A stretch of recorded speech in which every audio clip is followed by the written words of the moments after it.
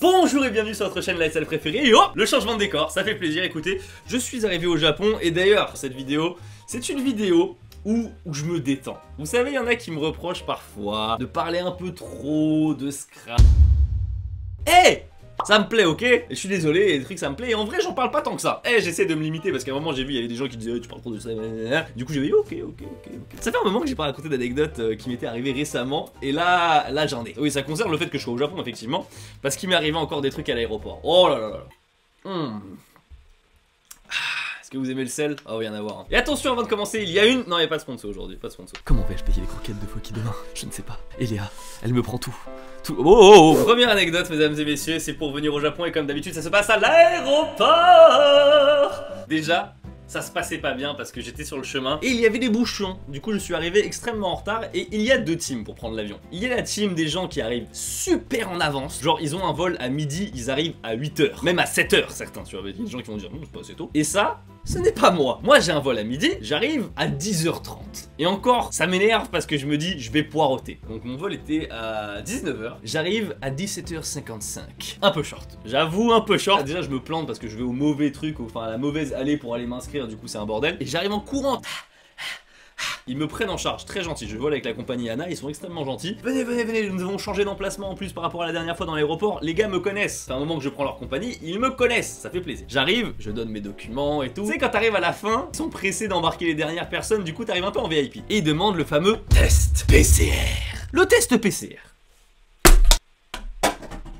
Je donne le résultat de mon test PCR et là, un truc qui va pas.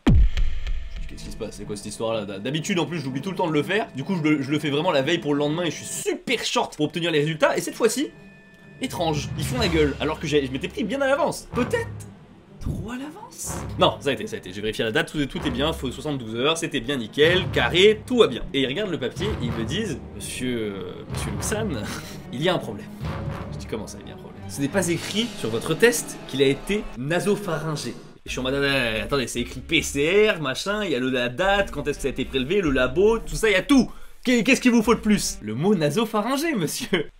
Are you serious? Are you serious? Ils me disent en plus il faut une signature du médecin et au début je les vois ils commencent à remplir le papier parce qu'en fait il y a des papiers spéciaux japonais. Le passage pour rentrer au Japon en ce moment, il y a 12 étapes de checking, de contrôle, de machin et du coup c'est pour ça qu'il faut un test PCR négatif. Ils commencent à compléter le document en copiant et c'est là où ils ont vu qu'il n'y avait pas le mot nasopharyngé.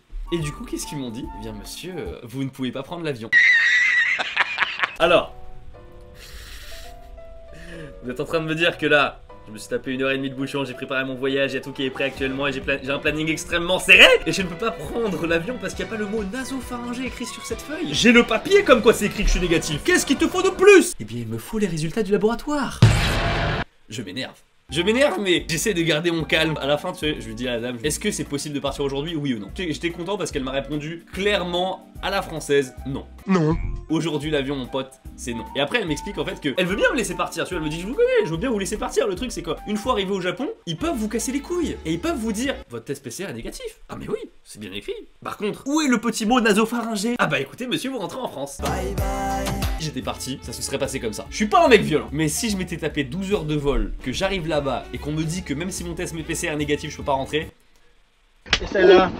Hein? Tu l'as prévu celle-là? Il décale mon vol donc de 2 jours. Le truc c'est qu'il faut que je refasse un test. Imaginez je devais partir lundi et finalement je partais mercredi. Voilà, ça a été décalé à mercredi. Eh bien, le mardi en question, c'était un jour férié. Du coup les laboratoires ne sont pas ouverts. Au guichet, ils m'ont gentiment dit, Monsieur Louis-San, on peut décaler à 4 jours si vous voulez. Vous pouvez perdre encore plus de temps en France si vous le voulez. J'ai appelé ma mère à ce moment-là pour lui dire que je pourrais pas monter dans l'avion. Ma mère, elle a décroché. Elle était 20 fois plus vénère que moi. C'est là où je me suis dit, ma mère est devenue bien française avec le temps. Et là, ils me disent, attendez, nous avons une solution, monsieur Louis. Une solution? C'est quoi? Dites-moi. Je vous en prie. On peut faire des tests PCR à l'aéroport. Et vous pouvez les recevoir, du coup, vous les recevrez forcément avant mercredi. En revanche, il est actuellement 18h50, le laboratoire de test PCR de l'aéroport ferme à 19h. Et là, j'avoue, on a dashé un petit peu, on a marché vite. Du coup, je pars pour faire le test PCR, mais tu sais, tu marches comme ça. J'arrive 18h55. Déjà, il y a 3 vigiles comme ça qui me regardent. Je te jure, j'ai l'impression que je rentrais en boîte, hein. Vraiment, j'étais en mode putain, grosse soirée il se passe ici. Là. Et je prends un ticket pour la salle d'attente. Et à ce moment-là, quand je m'assois dans la salle d'attente, je vois plein de personnel médical en fait qui passent devant moi et qui partent en fait. Et je les vois prendre leurs affaires. Bon, on va pas être bien, j'ai pris un ticket donc forcément on va s'occuper de moi. Et heureusement, une gentille dame, très gentille, elle me dit qu'est-ce que vous faites ici monsieur? Bah j'attends pour votre test PCR. Elle me dit ah bah venez parce qu'on a les tours emballés. J'arrête, je fais le test PCR, nickel. Étape validée mesdames et messieurs. Yes! Deuxième étape, récupérer les valises. Je récupère mes valises, tout se passe bien. Récapitulons la situation. J'ai fait mon test PCR que j'aurai pour le lendemain. Cette fois-ci, je demanderai les documents qu'il faut parce qu'il me faut une signature du médecin avec le truc du laboratoire où c'est écrit nasopharyngé. Le personnel de Anna était extrêmement gentil. Finalement, je me suis dit la situation pourrait être pire, mais l'aventure n'est pas finie mesdames et messieurs parce qu'effectivement au moment où j'allais partir il me faut une méthode, un moyen de transport pour pouvoir rentrer chez moi. Donc j'ai deux solutions, enfin j'ai trois solutions même techniquement. Soit je prends le métro, soit je prends un Uber, ou soit je prends un taxi. Je veux pas dénigrer les taxis, mais j'ai jamais eu d'expérience normale avec un taxi. Il y en a plein des biens, mais vous allez voir ce qui m'est arrivé. Je suis tranquillement à l'aéroport, au niveau de la zone de sortie de l'aéroport, comme ça. J'ai été sur le point de prendre un Uber. Et à ce moment-là, il y a un taxi qui m'aborde et très insistant, tu as dit alors vous rentrez, machin, vous voulez rentrer. Je lui donne sa chance. On tente. On marche jusqu'à son taxi. On arrive au taxi. Là, il ouvre le coffre. Comme ça, et là, j'allais mettre mes bagages dedans, vraiment naïvement. Et là, il me dit choisissez quelle formule. Oh, tu commences, frère.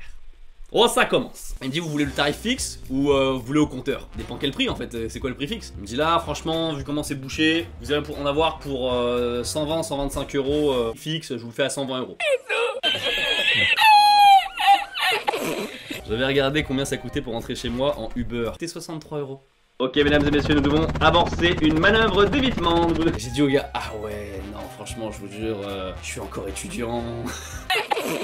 J'ai pas les moyens. C'est quoi ton budget? Et là je me suis dit, attends, je vais pas donner un truc trop bas, je vais essayer de tenter si jamais pour voir à combien il est prêt à baisser. J'ai 50 euros max. J'ai 50 euros. Là il me dit, ah non c'est mort.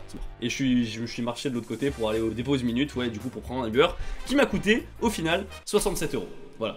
Et je suis sûr, il y en a plein parmi vous, c'est des très bonnes personnes et tout, qui font très bien leur travail. Mais vraiment, j'ai eu que des mauvaises expériences avec des taxis. Donc ça, c'était la raison pour laquelle c'était compliqué pour moi de venir au Japon cette fois-ci. Deuxième anecdote, mesdames et messieurs, ça fait longtemps que j'ai pas parlé de Scrabble. Ça fait longtemps que j'ai pas... Comprenez-moi, ça fait longtemps que j'ai pas parlé de Scrabble, il passe des trucs dans ma life. Tu sais, j'ai pas envie de parler pour n'importe quelle anecdote, mais celle-là, elle est ouf. J'étais sur la route avec ma meuf. C'était un gros trajet, on roulait de nuit. Je crois qu'il était quelque chose comme 23h et on était fatigués, vraiment on avait une grosse journée. Et on s'arrête sur une aire d'autoroute histoire de se reposer parce qu'il faut faire attention, sachez-le qu'une fois que vous conduisez 2 heures, il vaut mieux vous reposer. Voilà, on se met à l'aire de repos, on achète 2-3 conneries, tout ça, on rentre dans la voiture, on est fatigué tu vois. Mais le Scrabble est un jeu de mots. Partie de Scrabble ne serait pas de refus, tu vois. Et le truc, c'est qu'on est encore loin de la maison, mais encore un bon 2h30 de route. Et là, on est en mode... La pulsion de la partie, là. On se met sur la banquette arrière. Et là... une petite voiture qui se gare en face de nous. Et j'étais comme ça, tu sais, j'étais déjà parti pour faire ma partie. C'est quoi cet enfoiré là qui est en face de moi? Du coup on se dit, ah mais casse la tienne, le mec il est en face, on va faire quelque chose. Donc je crois qu'on a pris le manteau de ma meuf et on l'a accroché sur les deux repose-têtes du siège avant. Et comme ça on a fait notre petit cocon, tranquillou. Rien ne nous arrête. On arrive à faire notre petite partie, tu vois, je pose les lettres comme ça et tout, nickel. On est un peu à l'étroit, le plateau est un peu à l'étroit, mais on finit par placer des belles lettres. Effectivement, d'ailleurs, je vous confirme que le coup de la buée sur les vitres, ce n'est pas un cliché, hein, ça arrive vraiment. La partie, elle était parfois agressive quand on plaçait des lettres, donc du coup, je sais pas si la voiture, elle tremblait ou pas comme ça de temps en temps. Ça s'est bien passé. La partie est finie, terminée, on range les lettres comme ça. Le truc c'est que c'est pas facile de se rhabiller dans une voiture. Avant de sortir de la voiture et de se rhabiller comme ça et tout, on s'est dit, on va checker si le monsieur devant est toujours devant. À travers, on tire le manteau comme ça. Et le mec, il était toujours là. Alors il était sur son téléphone, il avait rien cramé, on était safe, nickel. Et au moment où on s'est dit, bon bah du coup on va commencer à essayer de le faire dans la voiture, un peu comme ça, en remontant le pantalon. Une nouvelle voiture arrive et se gare juste à côté de nous. C'était un couple qui se garait, ils sont partis aller chercher à manger. Donc du coup ils sont sortis et nous on était littéralement tous les deux avec ma meuf sur la banquette arrière de la voiture comme ça, sans bouger. Tu sais, les mecs ils partent comme ça dans l'autre sens en mode... on ne bouge pas. Le truc ultra suspicieux. Et je pensais qu'ils allaient nous laisser un peu plus de temps, tu vois, pour passer, parce que vraiment ils ont acheté, on a à peine eu le temps de rigoler de la situation, de sourire, de vraiment remettre 2-3 pièces de tissu, et ils sont revenus direct. Vous forcez, qu'est-ce qui se passe là? Ça va pas du tout. Mais vient le moment où forcément il faut sortir de la voiture pour repasser devant, pour repartir. Comment on sort? Comment on sort, comment on fait, comment on organise ça? Conseil de guerre. Nous sommes dans un moment où clairement nous voulons rester discrets. Qu'est-ce qui pourrait mal se passer? Mon alarme de voiture se met à retentir. Avec les warnings, les flashs, les phares, il y a eu tout le concert là. Ta ta ta, ta ta ta ta. Pour les clés, il faut désactiver la voiture.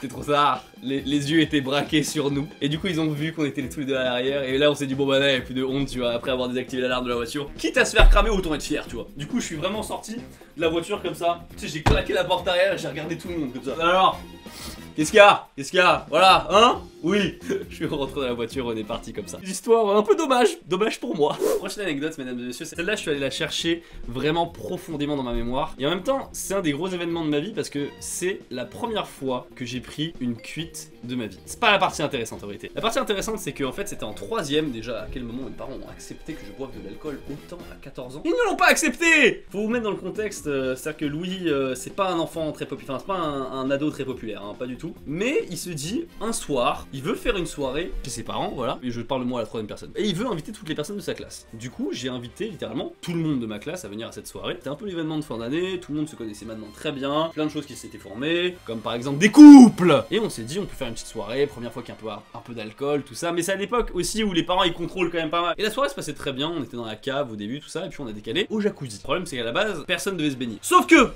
s'est-il passé? Les gens savaient, et du coup ils ont ramené des maillots de bain. Je vois, tu sais, celle qui était à l'époque un peu la queen, tu vois, de la classe, la queen du lycée, du collège, du coup à l'époque, qui commence à, du coup, à enlever sa robe. Déjà, tu sais, les mecs sont en mode, oh. Et what's happening here? Elle se baigne, tu vois, elle était en maillot juste en dessous, et elle se baigne. Et donc là, forcément, toutes les filles, elles commencent à aller se baigner, tout ça. Au début, tu sais, elles mettent juste les jambes, puis après, elles se baignent, tout ça. Les mecs, tu sais, ils avaient juste des caleçons, hein. Les mecs, on n'était pas aussi prévoyants, mais ils ont vu les filles dans l'eau, c'est... Ah Allez, on était à 15 dans ce jacuzzi, tous collés, mais on a tous 14-15 ans dans l'histoire, hein, vraiment. Comment ça... Vous voyez l'ambiance qui dérape, là? Vous voyez l'ambiance qui dérape? Effectivement, on commence à avoir des mains baladeuses à droite à gauche, mais des deux côtés. Tant des meufs que des mecs, tout ça, et ça, et là, d'un coup... C'est comme si un mec qui était arrivé à la soirée avait dit... Jacques Adé a dit, tout le monde se pécho. D'un coup, bam, ça commence à se rouler des pelles à droite, à gauche, clac, clac, clac, clac, clac. Je me dis, oh, oh, la situation est incontrôlable. Pour aller dans une soirée américaine, il y avait vraiment la bouteille de vodka qui flottait comme ça dans l'eau. Et avec le recul, je me demande, mais qu'est-ce que c'est que ça? Genre, mais Louis, tu as 14 ans, retourne faire des Legos. Le lendemain matin, mesdames et messieurs, dans ce genre de moment, c'est le moment où il faut payer la note. Faut aller voir tes parents. Et tes parents, ils sont comme ça, ils t'attendent comme un boss final de Dark Souls. Tu sais très bien que tu vas pas y arriver du premier try, mon pote. Et ils me disent, Louis, tu as déconné. Oh oui, j'avais déconné. Qu'est-ce que je réponds à l'époque? Mais non, qu'est-ce que vous racontez? J'ai pas déconné, blablabla. Ils ont cramé qu'il y avait plus d'alcool que ce qu'ils avaient demandé. Parce qu'effectivement, la bouteille de vodka qui flottait dans le jacuzzi, à la fin de la soirée, elle flottait toujours dans le jacuzzi. Et après ça, ma mère m'a dit, j'ai retrouvé une capote dans le jardin quand même.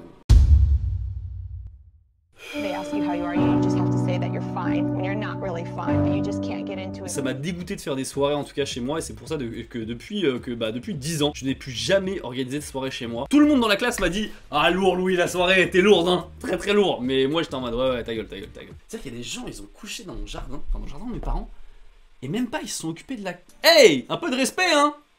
Bah écoutez, sur ce voilà, c'était mes anecdotes concernant les moments où c'était un peu dommage pour moi, où j'ai un peu chié, où il m'est arrivé des merdes. Y'a pas tellement de gens qui partagent ce genre de trucs et je sais pas, c'est un peu, tu sais, les discussions entre potes. Alors on a qui disent que ça devrait rester dans le cercle du privé, même si vous avez l'impression que je me dévoile beaucoup à vous sur plein de trucs, et c'est vrai. Je choisis toujours qu'est-ce que je veux raconter, tu sais, j'arrive à faire bien la part des choses, mais bref, voilà, pour vous dire, ceux qui ont trop peur que je me dévoile trop, vous inquiétez pas, j'arrive à maîtriser le truc. Sur ce, n'hésitez pas à lâcher un pouce bleu et à vous abonner. Moi je vous dis à la prochaine. Tchuss. Et sinon je me suis blessé en fait là bêtement parce que j'avais pas mes lentilles et du coup j'ai fouillé dans ma trousse de toilette des lentilles et je me suis coupé avec mon rasoir.